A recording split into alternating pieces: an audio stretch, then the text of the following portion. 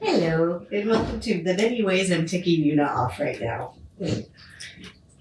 I'm massaging her ears. We don't like that.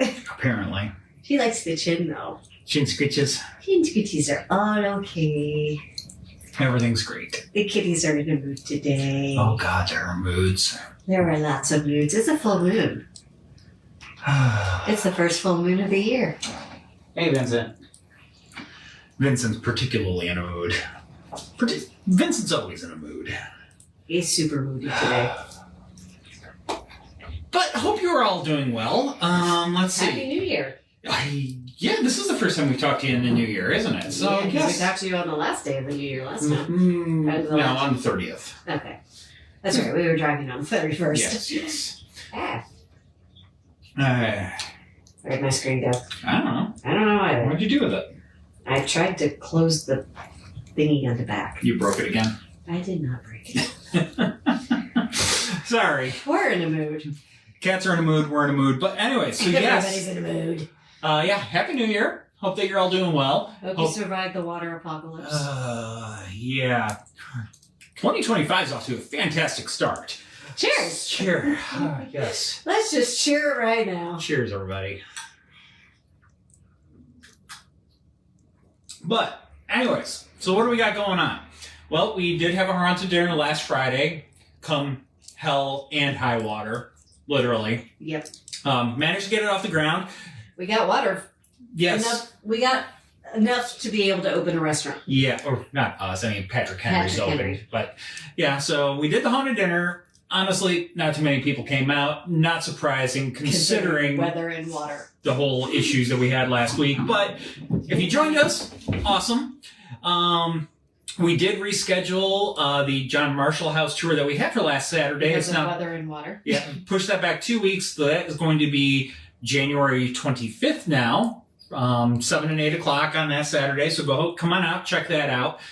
Before that, this coming Saturday, we have we're going to be at birthday bash, Poe's birthday bash down at the Poe Museum. We are going to be there. We will have a small vendor table, and we will be telling stories in the old stone house about a couple times an hour. Yep. So, and we also have a Shadows of Chakra tour that night. yes, and I think Lee's going to be there. Lee and Jenny. So, yep, Lee and Jenny. Jenny's doing The first round. one story at the Poe Museum, and then she's giving the Shako Bottom tour that night. And then Lee will be taking over the rest. Yep. So anyway, so yeah, we got Good tours. good stuff coming up. Yep. And I'm trying to think. We will have one more show before Hanover Tavern Paracon. Yes. Yes. So Hanover Tavern Paracon is put this thumb down, crap. Anyways, Facebook, stop doing whatever you're doing. Stop doing bubbles. So, January 31st and February 1st. Yeah. So, so got the stuff coming up every weekend for the next few weeks. Yep. So come on out and see us. And then of course there's our regular tour schedule as well. Yes. So, keeping busy. But Alex, Patrick, Vincent. Happy New Year, y'all. Glad to have you here. And and Patrick's feeling a little wolfish with the full moon.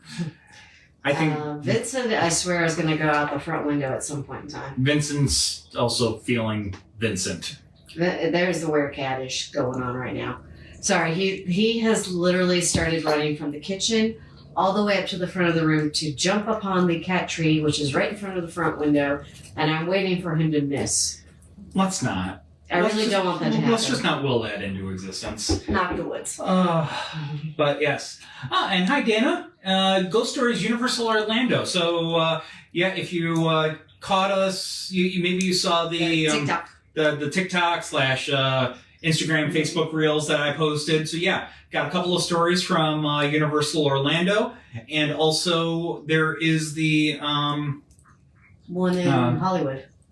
Yes, but we've done 2 shows that were haunted amusement parks. So we just repulled those stories and films since we were down there. So that's where they came from. Yes. So, and Alex has mom with her tonight. So, hey, Mom. Hello, Alex's mom. Glad to have you here. And Yeah, I think. Yes. Okay. So yeah, what are we here to talk about tonight? Ghost ships. Ghost ships. Naval ships. Yes. So stuff, Navy stuff. Mostly U.S. Navy. Yes, There is one other one that we're throwing in as well. We'll get but to it that was as well. witnessed by the U.S. Navy. Yep. Which is why I threw it in there. And so this is going to kind of run the gamut a little bit. Some of it is outright like paranormal hauntings. We couldn't resist. We threw one in that's really kind of Bermuda Triangle. They're not really a haunting per se, but it's Bermuda Triangle, so why not? Mysteries. And so it's one of those things, this idea of ghostly naval ships, ghosts at sea, whether they be people seeing ghosts on ships, whether they be abandoned vessels that people come across after so many years that have just been out there floating along, minding their own business, whatever have you. Yeah. And these kind of things, they really do, strike fear into the hearts of sailors, into the modern era. And stories about this, they've been, it's such a thing that has been incorporated into pop culture for centuries. Mm-hmm. You got this story back in 1798. Samuel Taylor Coleridge wrote a poem called Rime of the Ancient Mariner. And then, of course, you have our more modern depictions. You have the Pirates of the Caribbean movies and stuff like that, and everything in between. Yep. So we're going to be touching on some of that tonight. And, this isn't the first time that we've talked about ghosts and ships and stuff like that. We've done a couple of other episodes before, but this time I've specifically focused on naval. Yep. This time specifically Navy and some stuff that we have not talked about before. And when we say ships, this also includes submarines. Yes. Because ships. Navy. Yeah. But do you want the first one? Or do you want me to take the first one? Sure. You want the first one? Yeah, I thought you were doing Oh, yeah, okay. All right. So, we are going to start first place down Charleston Harbor, down there, South Carolina, home to the USS Yorktown CV-10.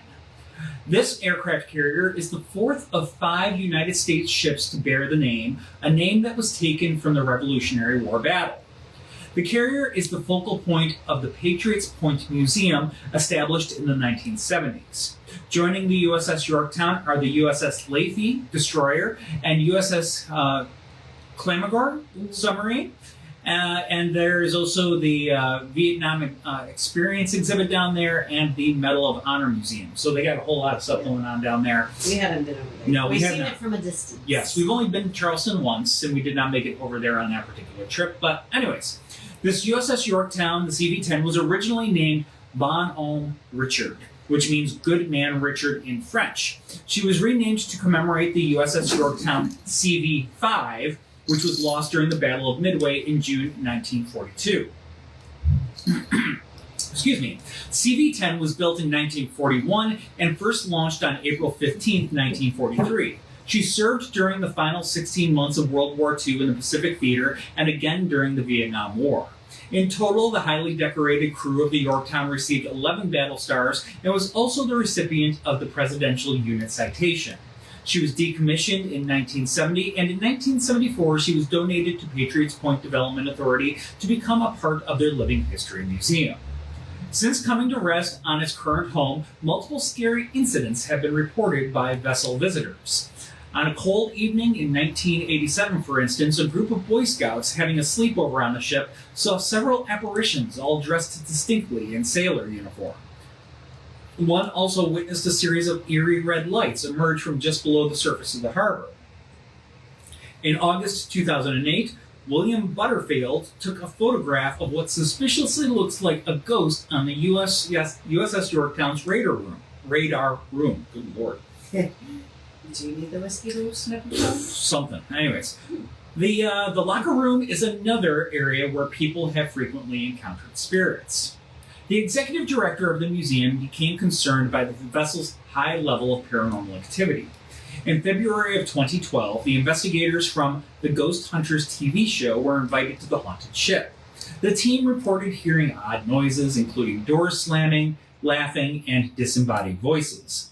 They also spotted strange movements within the confines of the vessel.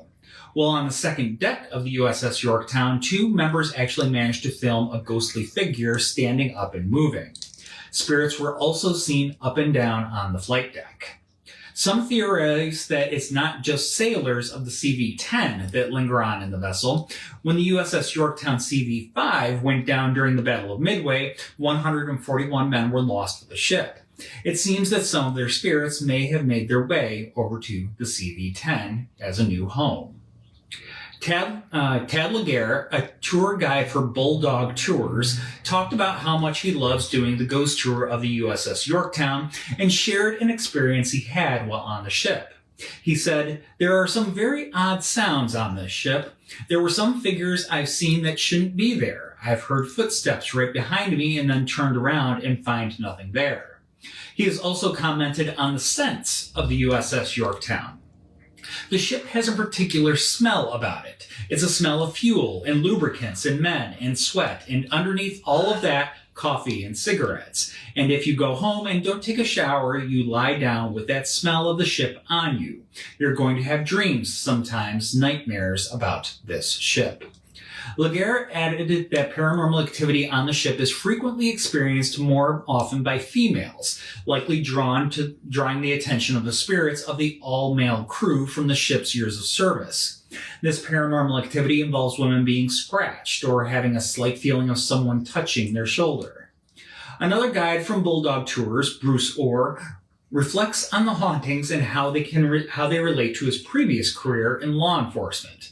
He said, "I was in local law enforcement and I actually investigated homicides. So you're dealing with dead folks. Nowadays I'm telling stories about older, more further back dead folks, so you know I've been making my living for a long time off of dead people. These are a lot less fresh than the previous career. I like it a lot better, and I get to talk to folks like you without yellow tape between us." I mean, we had a former police officer on our team. Yep. So aboard the USS Yorktown, Orr shared the stories of restless servicemen rumored to be roaming the ship. He said there was one young lady who was cleaning this room. She tidies up, she cleans off all the tables, gets rid of all the trash and everything. She tucks all these chairs underneath the table nice and quietly. She steps back out to get some more cleaning supplies. As soon as she turns around and steps in the doorway, all the chairs were in a disarray. They came completely out from underneath the table, turned in all sorts of directions, but no sound. She did not hear any of them move. Upstairs, Orr shared another story he witnessed during a paranormal investigation after a young man who he thought was security hurried towards the end of the ship. Orr said, "I'm chasing him. I get about 20 feet. He stops here, turns left towards the stairs, and there's no longer anything here." Never able to recreate the scene to this day, Orr is left wondering if it was a living person and where that person went so quickly. He says, "I've had a lot of things happen in my life, but I've never had a person vaporize at 20 feet.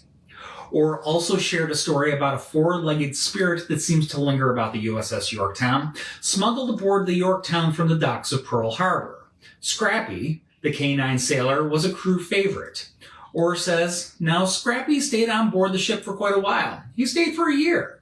After he retired, he went to live happily ever after with the family, but when passed away, he comes back and he haunts the ship. He's often heard throughout the ship, running around, barking wherever the pilots will be. You can hear Scrappy. Moving below decks, we have a recent experience from some visitors to the engine room. They shared their experience on a Reddit forum after receiving quite a fright. We have edited this story for grammar and readability. Me and my friend just visited the USS Yorktown aircraft carrier in Charleston. We're both a bit sensitive to spooky things, and I cracked a joke about how haunted the ship is before we boarded, but didn't think anything of it for several minutes afterwards. We started the tour in the hangar bay, and there wasn't anything odd or out of place until we finally made our way down to the engine room in the belly of the ship. We went down more flights of stairs than we thought we should have, but there were tour signs, so we kept going. The engine room that you see in pictures was not the room we walked into. We didn't think to take pictures and just kept walking. The air was extremely hot and stuffy, and the noise of the ship was deafening. My friend said she felt like it was a lot colder down there than anywhere else, which was my first indication that something was wrong. After taking a picture of this really odd ladder that I'm convinced has an orb on one of the rungs, we turned around and started to walk around the room. On one of the catwalks, my friend got ahead of me and a tall man came down the passage towards us. My friend got across and I was about halfway through when I passed the guy. I don't know what he looks like and I don't know what he sounds like, but I remember what he said. "Are you ladies looking for a job today?" I thought this was weird, and as a previous military officer just answered, "No thanks, I've done my time." The man said okay and then moved on. Afterwards, my friend asked me why I had answered a family who had just said "excuse me" that way, but I never saw a family. Where she saw a family of 3 who were wearing vibrant colors, I saw one man wearing a black shirt. The catwalk underneath got very rusty and started caving as I walked, but I just kept going. It was a tour, so the walkways must be safe and well maintained, right? Suddenly I came up on a hole in the floor that led down even further. I made a joke and my friend came to look, but she came from behind me. Narrow area, and I would have noticed had she turned all the way around and come back past me. She said something was looking back at her from the darkness. We kept walking then, and she walked out of the room. We were aware of the sounds of the ship. Then backed up back into the room we just left. It was dead quiet in there. Not a single sound. No footsteps, no engine sounds, no generator sounds, no conversations, no signs that sound had ever existed in that space. She came back in to listen when I pointed it out, agreed it was really weird, and we kept on. I was a little freaked out at that point and just kept looking around at the red floors, gray and black walls, and rusted gray engines. In short, the engine room looked old and not refurbished like the rest of the ship. We finally stopped at a set of stairs that led back down when something crossed my mind, and I stopped my friend. Those were the steps we had taken to go down already, and I didn't remember coming back up. She checked her phone and gave me a very strange look. A massive chunk of time had passed that didn't fit the timeline that we'd just been through. There was no way that amount of time could have passed. She didn't remember coming back up either. There was a very oppressive atmosphere that came over us all of a sudden, and we quickly left the ship. The second we stepped off her deck, it was like a vice around my chest had opened and I could breathe. From being just shy of noon when we went down into the engine room, it was now 1 p.m. We lost an hour of time. The whole experience was very strange. Who was the guy I saw? Where did the time go? Why did we watch videos of the engine room tour and not recognize a single part of the engine room? Our memories are different in the same place at what was presumably the same time, but she came from behind me when I had just watched her in front of me, and I could hear her talking to me the whole time. In response to this shared experience, another individual added their own in response. I visited the Yorktown CV-10 with my entire family, and you're absolutely right about the engine room. My brother brought an EMF detector solely for the purpose that was to visit the aircraft carrier, and it went off in certain spots where me, my wife, and him were present. I remember in the engine room his EMF meter got a strong hit, and my wife felt something extremely cold over her shoulders. She said it went forward and then down to the stairs that led to the bottom of the engine room. So there I was, like we had to follow that coldness. I found my brother and my grandfather heading down there first, and right as I headed down, there were some chains behind them that started moving and rattling. They saw it too, and we were the only ones in that part of the ship. So, if you want to visit a haunted ship, the USS Yorktown CV-10 is one of the options that you have here on the East Coast. Just remember to keep your bearings when you check out the engine room.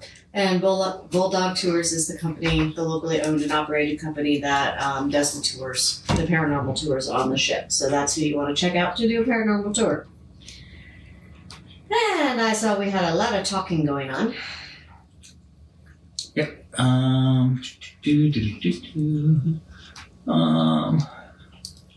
So Patrick posted the link.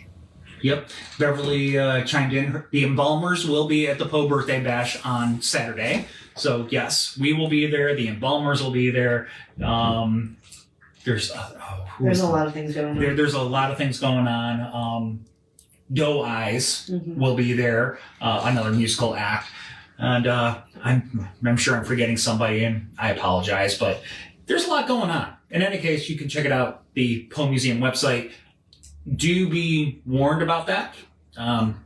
They won't be doing walk-ups. No walk-ups. If you want to go, you have to buy tickets in advance, and I honestly don't know if there's any tickets left. No. I haven't checked myself. So if you want tickets and you haven't looked yet, do it now. Do it now. You may be out of luck. If you are, I apologize. But yes, popular event.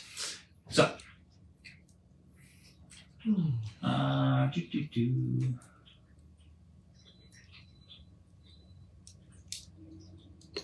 Sir, no. You do not get to be cameraman. I'm sorry, Nico. So, no questions. Okay. Comments about the story? Yes. The time slip and ghost dog and of course ghost dog. Ghost dog. We love our ghostly dogs. And I'm about to get a third. Come here, buddy. All right, so this next one is no longer accessible. It's the USS Caron, and it's actually been deliberately sunk off the coast of Puerto Rico. The USS Caron was a DD-970. It was a Sprutzneck class destroyer, named for a hospital corpsman 3rd class Wayne and Caron. Wayne unfortunately died in 1968 when he was killed in action during the Vietnam War. He was posthumously awarded the Medal of Honor. That is my foot, sir. Moods. All right, moods. The USS Caron was laid down at Pensacola, Mississippi on July 1st of 1974, and she would be commissioned on October 1st of 1977. During her years in service, she was kept quite busy, frequently finding herself on the front lines in a very turbulent world. She would see service during the invasion of Grenada in 1983, though toe-to-toe with the Soviet Union in the Black Sea, even lightly being rammed by a Soviet light frigate off the Crimean Peninsula. She also participated in action against Libya on multiple occasions in the 1980s and stood in support of international peacekeeping missions in the Caribbean and Middle East. She supported Operation Desert Storm in 1990, and she was there to see an integration of female crew members into the U.S. naval vessels around the turn of the century. After 24 years of distinguished service, she was decommissioned on October 10th of 2001. Her name was stricken from the Naval Vessel Register on June 5th of 2002, and the service intended to use the Caron's hull in explosive testings in 2002, subsequently sinking it as a target. For reference, sink it is a U.S. military term for a live-fire exercise where decommissioned ships are sunk as targets to test weapons and train personnel. And that's SINKX. It's SINKEX. Yes, SINKX. Okay, so. Now, the Naval Interactive Ship Maintenance Facility in Philadelphia prepared the ship for the test, reinforcing the hull and installing gauges and monitors to record the test results. After being prepared, the now ex-Caron was towed out to the waters off Puerto Rico, where it was inadvertently sank as a result of the first of the planned explosive tests on the morning of December 4th, 2002. Now, while the Caron had a fairly active career and served with distinction, some question why it was decommissioned. After all, was it because it was an older ship? We've had older ships. And 24 years of service isn't terribly long. Or was it because there's reports of paranormal activity happening on the ship? In the forward 5-foot gun mount, the below decks, a large man in a khaki uniform was frequently seen by the sailors aboard. Usually out of the corner of their eye, but in some instances as plain as day. The story goes that he was the gunner mate chief, and when he went up on the mount to perform maintenance one day without utilizing a safety mechanism, things, well, they didn't go as planned. He was crushed to death inside the mount when the loader activated.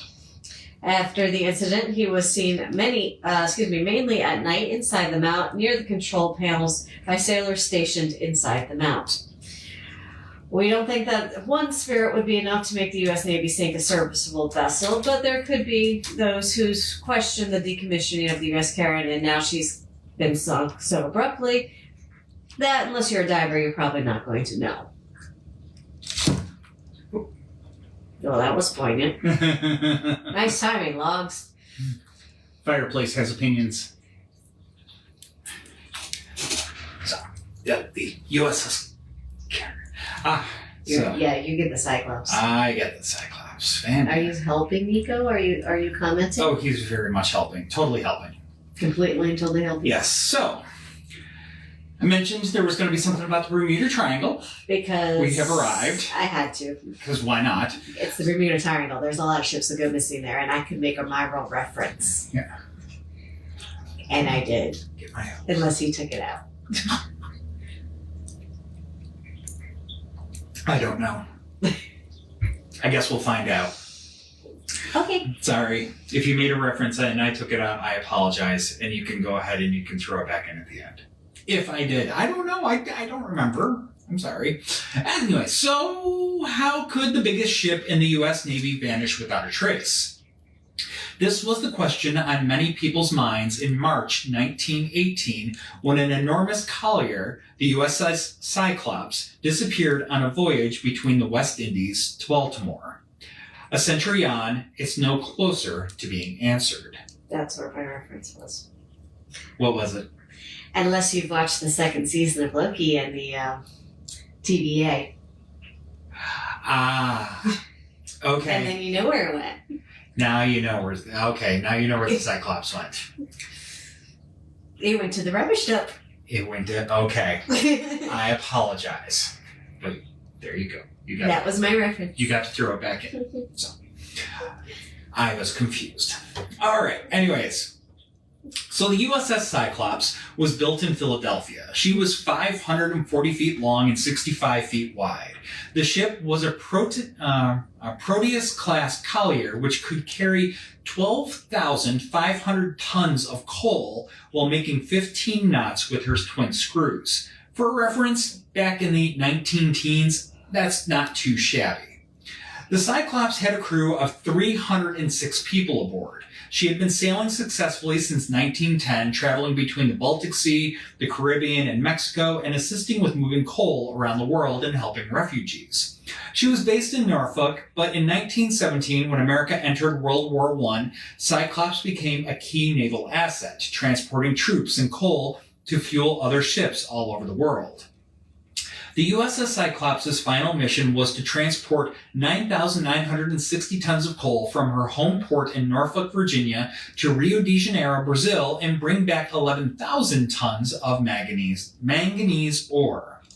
She departed on January 9th, 1918, and arrived in Rio on January 28th, where she stayed for 2 weeks, unloading and loading cargo. On February 15th, 309 souls departed for Bahia, Brazil, the only scheduled stop before Baltimore, Maryland. 2 days later, at 1800 hours on February 22nd, the ship embarked for Maryland. She was expected to arrive on March 13th. The last known location of the Cyclops was an unplanned stop made in Barbados on March 3rd with 1,800 nautical miles to go. The last known message from the ship simply said, "Weather fair, all well." But on the 9-day journey, something went awry, and no one from the ship was ever seen or heard from again, vanishing without even so much as an SOS. They hit the portal.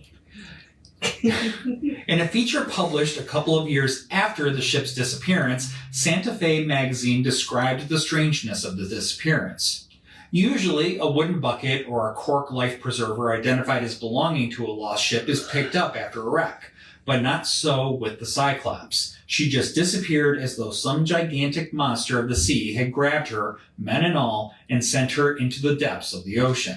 And the suddenness of her destruction is amplified by the absence of any wireless calls for help being picked up by any ship along the route. Or it was aliens. Throughout the decades, there have been a flurry of sometimes sensational theories about the ship's disappearance. As one among more than 100 ships and planes to have mysteriously disappeared in the so-called Bermuda Triangle, the region roughly bounded by Bermuda, Miami, and Puerto Rico. Was the ship eaten by some beast of the deep, carried off as evidence by UFOs, or simply wrecked by a storm? I will say, growing up when I was little, I totally expected the Bermuda Triangle to be a much bigger issue. There were so many shows about the Bermuda Triangle when I was when I was little. It's because History Channel doesn't do them anymore. I know, but there's so many of these shows. It was like David Copperfield did a show out in the Bermuda Triangle and disappeared. It was like it was cool. By the way, they described it. It was like a death sentence. You go in the Bermuda Triangle, you're done for.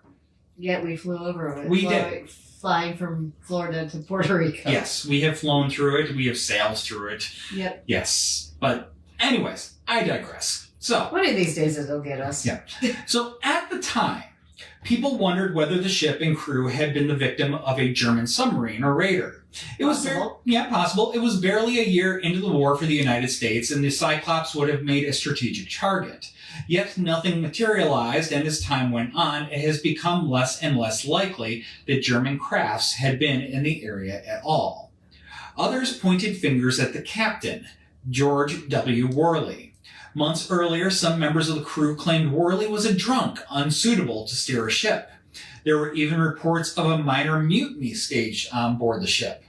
The Navy defended Worley of these charges, and he returned to his command with apparently little fanfare. 51 years after the incident occurred, one officer, Conrad A. Nervig, who was transferred off the ship in Rio, recounted his experience on the Cyclops. Nervig wrote an article in the U.S. Naval Institute Proceedings in 1969 about the problematic ship and her equally concerning crew. He described the commanding officer, Lieutenant Commander George W. Worley, as a gruff, eccentric salt of the old school, given to carrying a cane but possessing few other cultural attainments. He was a very indifferent seaman and a poor, overly cautious navigator. Unfriendly and taciturn, he was generally disliked by both his officers and men. Ouch. Nervig hold back. Yeah. Nervig recounts an incident where one of the engines was turned over while a sailor was nearby. The force of the propeller drew in the boat and knocked the sailor overboard, and he drowned. Nervig blamed this tragedy on a captain who created a thoroughly demoralized and disorganized crew because of his irrational methods of command. Whew. The greatest mystery of the Cyclops' disappearance is the cause. Even a bad commanding officer and a crew with low morale can usually transit on a standard voyage through peaceful waters, but something brought down this vessel. Nervig theorized the Cyclops split down the middle and quickly sank. He believes the manganese ore could have been stored only in the holds amidships, therefore accentuating the vessel's inherent weakness. The stress at sea could then break the ship in two, quickly filling the spaces with water as the ship went vertical, occurring too quickly for lifeboats to be deployed. Nervig's theory is one of many regarding this tragedy. The U.S. Navy says in its official statement about the Cyclops, the disappearance of this ship has been one of the most baffling mysteries in the annals of the Navy, all attempts to locate her having proved unsuccessful. But some still cling to investigations, particularly those with a personal connection to the ship. Marvin Barash is the descendant of one of the firefighters aboard the ship.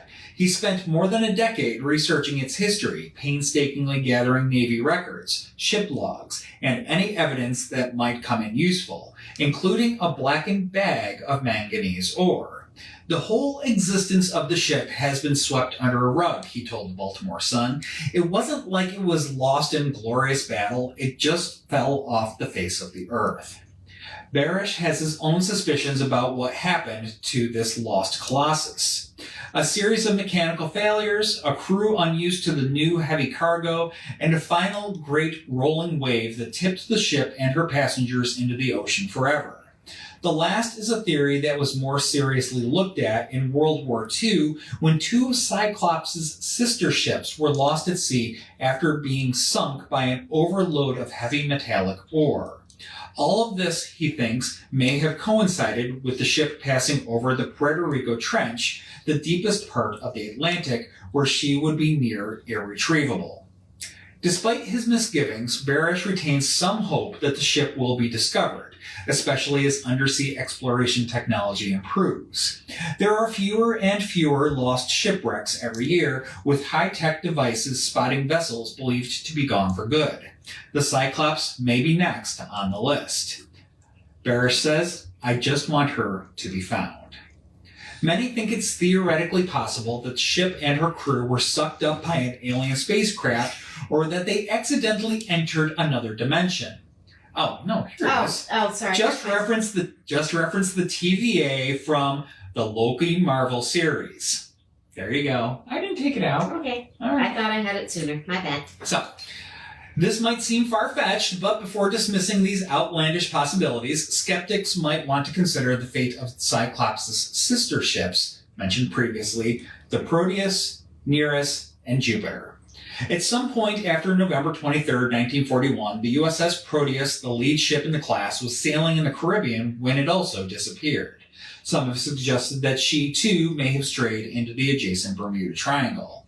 Meanwhile, the USS Nereus was hauling aluminum for the construction of Allied aircraft when she also vanished less than a month later. Weirdly, the ship was traversing the same route the USS Cyclops had been using 23 years earlier. If that isn't enough to start the chords of the Twilight Zone playing inside the heads of skeptics, then the fate of the fourth and final Proteus-class vessel just might. The USS Jupiter was converted into an aircraft carrier and renamed the USS Langley. This ship also failed to live out her full service life, instead having it cut short by a Japanese attack. The ship was subsequently scuttled to stop it from falling into enemy hands, but who knows? If this had not happened, perhaps she too might have gone on to dematerialize within the Bermuda Triangle. Due to its mysterious disappearance, Cyclops has become part of the list of more than 100 ships and planes to have vanished under strange circumstances in the Bermuda Triangle. Did Patrick reference? What did he reference? Wait, you both flew across the Bermuda Triangle and survived? Yes. Yes, we have. Yes, we have.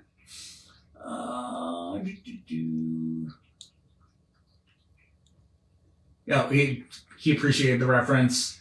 Guess I gotta make those references when I can. Nobody tells me anything. I thought those that went through the Bermuda Triangle were never heard or seen from again. That's what I was... That's what we were raised to believe. Yeah. Anyways. But we have done it. I feel so shattered. Sorry. Been lied to all this time. But we gave you a ghost puppy. Yes. Just saying. So, not a ghost ship per se, but very mysterious. A mysterious one with 3 out of the 4 disappearing. Yes, and having a lot of people want to go ahead and connect it to the paranormal. So yeah, so it's a fun one. It fits. All right, so we're gonna go back up to Buffalo, New York, where we've talked about a ship up there before, one that you've been on. Yeah, I've been on this one too. Oh, you've been on this? Yeah, I got to at least go on it. I stayed on the other one. On the other one, yes. Okay, so we're going to go to the USS Croaker, and we're going to be back up at Buffalo Naval Park, which has the USS Little Rock, the USS the Sullivans, and the USS Croaker. So the Croaker is a 1943 Gatto-class diesel-electric submarine. Built by General Dynamics Electric Boat in Groton, Connecticut, it was named for the fish known as croakers that make a throbbing or drumming noise. When the Croaker was in service, the crew consisted of 6 officers and 54 enlisted men who could stay out on patrol for 75 days and could stay submerged for 48 hours straight. Inside, it was a mini city, providing the necessities of life while meeting the requirements of war. The men ate, slept, showered, etc., had sleeping quarters when they were not on duty, and there was no wasted space. The experience wasn't for claustrophobic people, however. I would never survive in a submarine. It's tight. I would never survive in a submarine. Just saying. For the tools of war, there was a bridge for the captain, officers, and necessary stations, and the customary periscope to see the target. The armory consisted of 10 21-inch torpedo tubes, 6 forward, 4 aft, 24 torpedoes, and one 76mm or 50 caliber deck gun, a 44mm or 20mm cannon. The USS Croaker was launched on December 19th of 1943. She entered the war against the Japanese when she arrived in Pearl Harbor on June 26, 1944. Croaker began patrolling the East China and Yellow Seas in July of 1944. During World War II, the USS Croaker, earned 3 battle stars for sinking Japanese ships, one of which sank to the light cruiser Juno. So a little payback there, which we were just talking about. Yeah. No. The USS Juno became the Langley. No, that was the Jupiter. Jupiter. Okay, the USS Juno is the ship that the Sullivan brothers were on. Yes. The 5 Sullivan brothers were aboard the USS Juno when it was sank. All 5 of them perished, and then coincidentally, they built one. Well, they named a ship after the Sullivan brothers, the USS the Sullivans, and now the USS the Sullivans is at the Buffalo Naval Park alongside the Croaker, which sank the ship that sank the Juno. Connections within connections. Yeah. Anyway, the Croaker received the Navy Unit Commendation for doing that. Her first war patrol was very successful. In August, the Croaker torpedoed the Japanese cruiser Nagra as an auxiliary minesweeper. Tata Maro had 2 freighters, the Daigran Maro No. 7 and the Yamatura Maro, when she wasn't sinking enemy vessels. She picked up downed pilots when they bailed from their place during airstrikes in the Bonin Islands. You're welcome. I gave you the one with all the Japanese names. I apologize for anybody who speaks Japanese. I do not. I'm going phonetically with this as much as I can, which is probably a mistake. Anyway, after being rearmed and refitted at Midway, her second patrol began in September of 1944 when she sailed again into a coordinated attack effort heading for the East China and Yellow Seas on another hunting mission. In October, she sank 3 freighters. I'm not even going to get into Shinki names. Maro and Caron Maro and Minkage Maro. And with her last torpedo, the Croaker heavily damaged the freighter Gasan Maro, which must have given their crew quite the fright. On her third patrol, she went to the Lutsen Straits in the South China Sea, and from December of 1944 to February of 1945, while she was not finding any Japanese vessels, she once again rescued shot-down pilots who had been striking positions at Luzon. Her fourth patrol was off the coast of Indochina and was interrupted twice because of needed repairs in Australia. Her final patrol, once again, was to pick up downed pilots in the South China Sea by Hong Kong during their final air attacks on Japan. In May 15th of 1947, she was decommissioned. 46. She was decommissioned and put on reserve in the Atlantic Reserve Fleet. From 1951 to 1953, the Croaker served as a school ship for naval trainees. She was then taken to Portsmouth Shipyard to be converted into a hunter-killer submarine. And in April 1953, she was reclassified as an SSK-246 and recommissioned in December of 1953. So she got an upgrade. Busy ship. Yes. For submarine. Submarine. Vessel. The Croaker returned to active duty in February of 1954, serving until May of 1967 when she was reclassified as an auxiliary submarine, AGSS-246, and then decommissioned on April 2nd of 1968. The writing was on the wall, and it was struck from the Naval Vessel Register on December 20th of 1971, reclassified as miscellaneous unclassified submarine. And from 77 to 87, the Croaker was on display as a private attraction in Groton, Connecticut, run by the Submarine Memorial Association. However, they were not able to meet the Navy's standards of historically preserving it, so the Croaker wound up in a place that would meet these standards in Buffalo and Erie County Naval and Military Park. Apparently, the spectral members of the crew came along for the ride, because, of course, this is what we're talking about. The paranormal activity that is reported here is mainly auditory, with some physical contact from the unseen spirits. Female visitors are greatly appreciated by the male spirits serving on board, especially in the enlisted men's bunk area. According to Buffalo News Car article, women have felt non-threatening but strange sensations of a cold brush on their skin and non-existent fingers running through their hair. There is the spectral grouch, as they like to call him. The angry spirit is known as John. He must have told someone living his name at some point in time. He resents the non-Navy people coming aboard the submarine. His unseen presence can make visitors uncomfortable as he glares at them and basically makes them feel like they're intruders. Sometimes his annoyance bubbles over, and he's been known to pull hair and breathe down people's necks. He kind of reminds me of a Watcher. Oh, yes, very much. Mr. Boots. Mr. Boots. Mr. Boots. Sometimes he can control his annoyance and growls instead. I'm not sure how much of that is controlling, but, hey. The spirit will steadily stomp with boots on, and he paces back and forth outside on the outside deck, scaring the living down below. Could this be the spirit of John trying to refrain from physical interactions? Maybe. Living visitors have heard auditory cues from instruments, a radio transmission, which seems to be residual type of haunting. The disembodied voices that maybe the spectral crew are still serving their country on this vessel today. The footsteps of the spirits are often connected to the sounds of bags being unzipped and zipped again. However, no such bags are around to make these sounds. The spirits of the USS Croaker are an active bunch for sure, and for people who encounter them in the claustrophobic confines of the submarine, it can just be a very unsettling experience. That said, there's comfort to be taken that they are still very, very much dedicated to their service of our country. I mean, even Aragorn proved that, Ghost Army. Oh, yes. Yep. Call them up to duty. So, Patrick pointed something out. So, all those Japanese ship names, they ended with Maru. That means boat, No. So,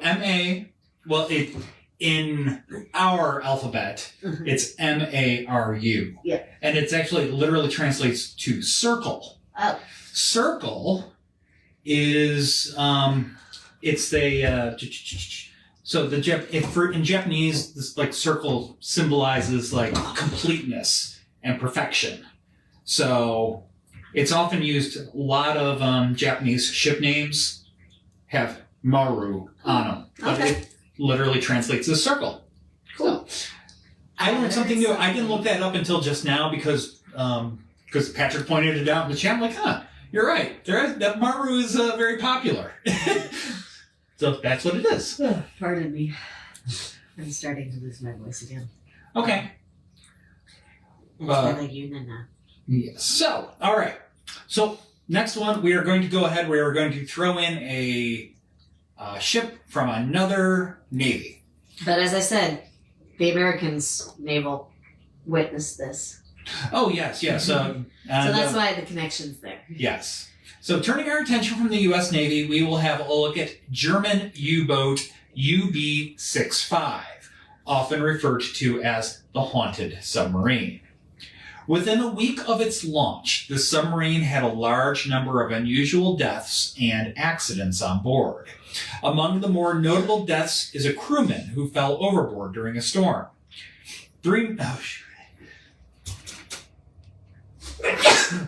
Excuse me. Sorry. I'm good. Okay. Whew. Sorry, buddy. Daddy exploded. I don't know that I've ever done that on the air. I'm sorry. I'm usually the one sneezing and blowing. Anyways. All right. So, the crewman that fell overboard during a storm. 3 men died from fumes when there was a malfunction in the engine room. During one of the submarine diving tests, one of the ballast tanks sprung a leak. The entire crew went without oxygen, but lucky for them, they frantically made it to the surface just before they would have suffocated. The most notable death is that of the second officer. He was loading torpedoes when one of them dropped and exploded, killing him instantly. The U-boat itself also sustained notable damage in the incident. It seems that this second officer stuck around his station despite the accident. Even though the entire crew was below deck since the submarine was submerging, a crewman who was on duty as lookout in a tower spotted a figure on deck. The crewman who spotted him recognized the figure as the second officer who died in the torpedo blast. This phantom officer seemed to be shouting out a warning. When the crewman on duty screamed out in terror, he caught the attention of the submarine's captain, who also saw the phantom figure before it disappeared. Later, another crew member observed the phantom second officer in the corridor below deck. Again, the ghost attempted to communicate something to the crewman. The U-boat began developing a reputation as being haunted, and many men tried to refuse to work on board. After another encounter with this phantom second officer, a gunner claimed the ghost tormented him all night long. He went insane, jumped overboard, and his body was never recovered. In desperation, the German Royal Command called in a priest to do a cleansing. This seemed to work until the morning of July 10th. A crewman claimed to see a shadowy figure enter the torpedo room. The crewman ran into the room only to come face to face with the phantom second officer. The phantom was pointing to the torpedo loading bay before the ghost disappeared. Later that day, an American submarine spotted the UB-65 and prepared to attack. The American commander told his sailors to look through the periscope to confirm that they had the right vessel when the UB-65 exploded without being fired upon. The Americans noted that there was only debris with no survivors when the smoke cleared. Upon investigation, it was determined that this German U-boat attempted to fire its torpedoes, but when they were activated to launch, they exploded inside the submarine, killing the German crew on board. It appears the second officer was trying to warn the UB-65 crew of impending danger. Interesting story. I do have one issue with it. So on the ship's final day, how do we get the story about the last guy to see the second officer effectively right before it blows up and everybody dies, how does that story actually get off the submarine? I don't know. I mean, it's an interesting story. Yes. Somebody may have taken artistic liberties with it, if you will. I mean, it seemed to have been warning prior to that, so somebody just made a final warning to get a good screen. And thank you, everybody. Gesundheit. Gesundheit, bless you. Better out than in. Oh. So, thank you. All right. You want me to keep going? Yes. Okay. All right. You got to take up the chat. Oh, you got cats on your lap. I mean, you can hand me the computer. I can try to chat. All right. There you go. I will get this out of your way. Thank you. All right. So we will now go ahead. We'll turn back to the U.S. Navy and another submarine. This one can be found now in Cleveland, Ohio, serving as a memorial to the over 3,900 fallen submariners in U.S. naval history. This is the USS Cod. The USS Cod is a World War II era Gatto-class fleet submarine, much like the Croaker. It was first launched on March 21st, 1943, and placed in commission on June 21st, 1943. The USS Cod quickly faced action in the Pacific Theater. In one battle in 1944, the USS Cod destroyed the Japanese destroyer Karukaya, plus other ships in that same convoy. Afterwards, the Cod had to stay submerged for 12 hours as it moved away from the attack area, finally surfacing 25 miles away from the area and into a heavy thunderstorm. The USS Cod was decommissioned in 1954, and in 1959, she was towed to Cleveland to serve as a Naval Reserve training vessel and was also opened for school field trips. Eventually, the USS Cod was no longer needed as a training ship, and it was taken off the Register of Navy Ships in 1971.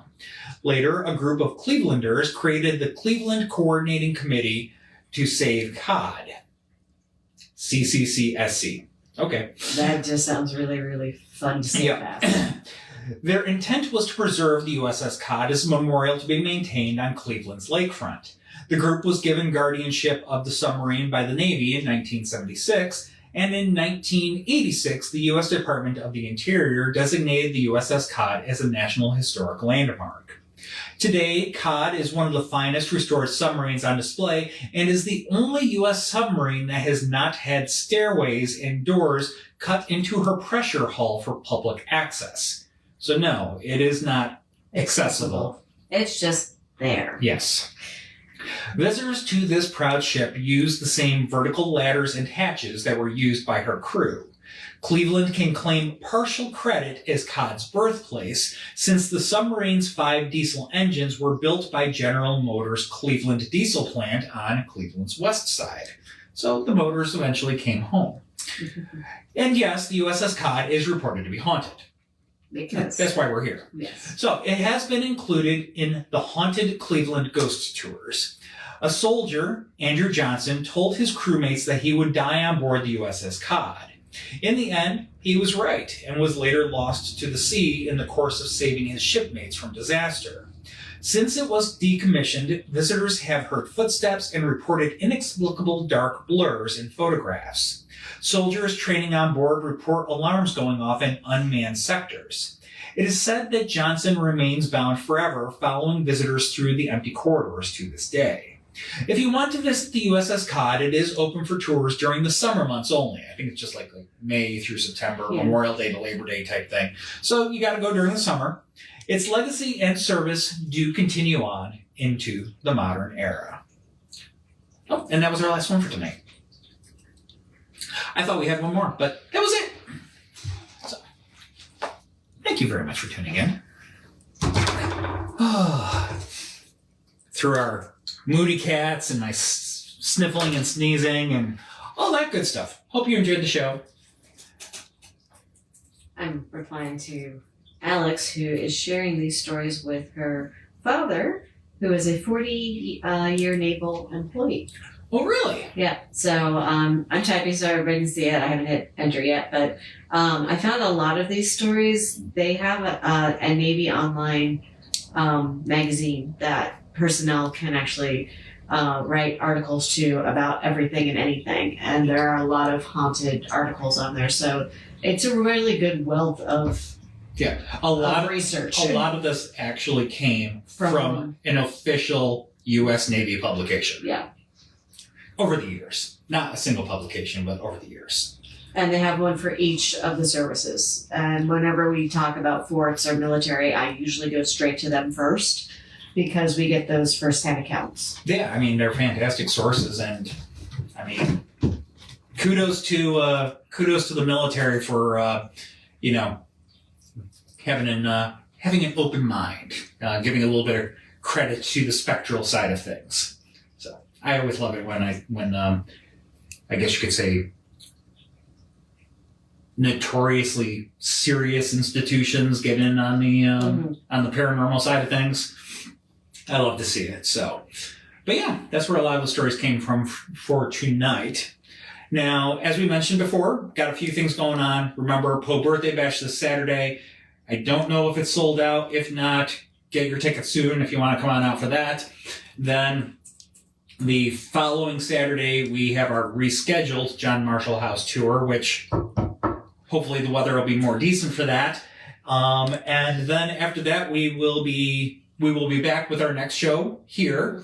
And this Friday, Saturday after that will be the Hanover Tavern Paracon. We are doing the Friday night event. Friday Night Fright event. We will be there doing some storytelling in that. So you can come on out, check us out there. And if you haven't been able to be at this before, we actually have sold out the original amount of tickets. For the Friday night fright. So they decided to move us to the theater.